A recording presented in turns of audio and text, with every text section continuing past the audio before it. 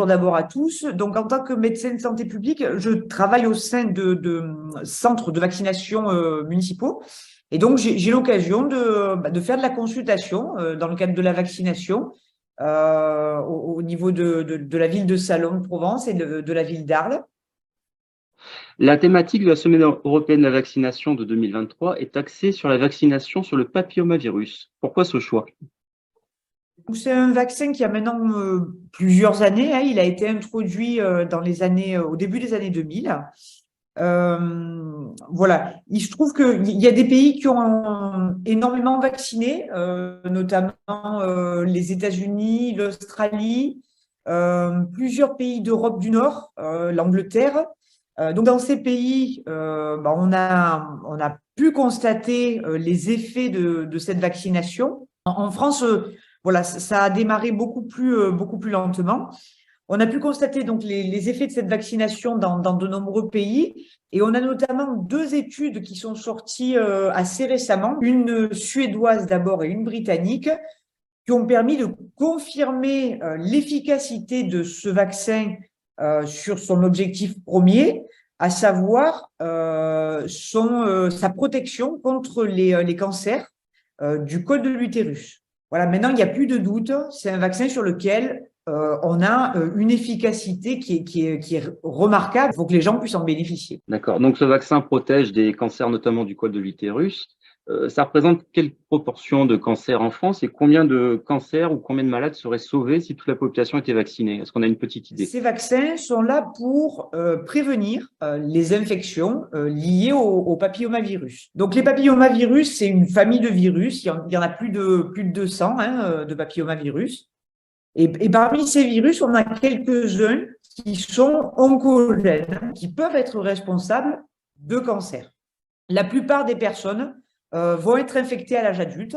On estime qu'on a plus de 80% des adultes, hommes et femmes, qui vont être infectés par des papillomavirus au cours de leur vie.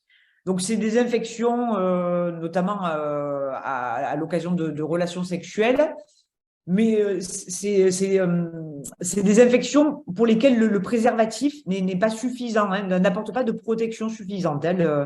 Voilà, les contacts cutanés sont suffisants pour transmettre l'infection. Chez la plupart des personnes infectées, cette infection, en fait, le système immunitaire va éliminer le virus. Donc, il y aura une infection aiguë, le système immunitaire va se débarrasser du virus. Chez une partie des personnes infectées, le système immunitaire ne va pas éliminer le virus. Donc, on va avoir une infection chronique qui est complètement asymptomatique, qui ne pose pas de problème. Mais cette infection chronique, au niveau des cellules infectées, fait qu'au bout de 10, 15, 20 ans, ces cellules vont devenir cancéreuses. Alors, plus précisément, en France, ça représente quoi? En France, les infections par papillomavirus sont responsables de 6 000 cancers par an en France. 3 000, ce sont des cancers du col de l'utérus, 1 500 des cancers de l'anus et 1 500 des cancers de la gorge. Donc, les cancers du col de l'utérus ne concernent que les femmes. Par contre, les cancers de l'anus et de la gorge concernent principalement les hommes. Plus de 2000 se retrouvent chez les hommes. Ces vaccins, leur objectif, c'est d'arriver à prévenir tous les cancers liés au papillomavirus. Voilà, on peut avoir aussi d'autres cancers qui sont plus rares, des cancers de la vulve, des cancers du vagin ou des cancers du pénis. Quelle population est concernée par la vaccination HPV finalement et est-ce qu'il y a un âge recommandé? Il concerne les jeunes filles et les jeunes garçons.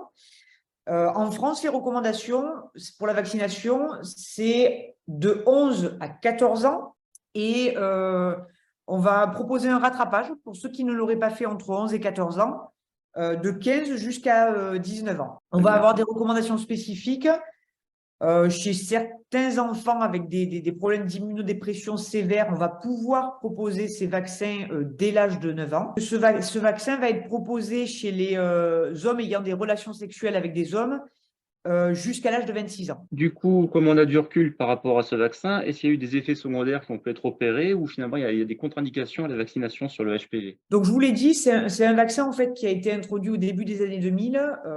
Dans les pays qui ont très largement vacciné, on a des millions et des millions de personnes qui ont bénéficié de ces vaccins.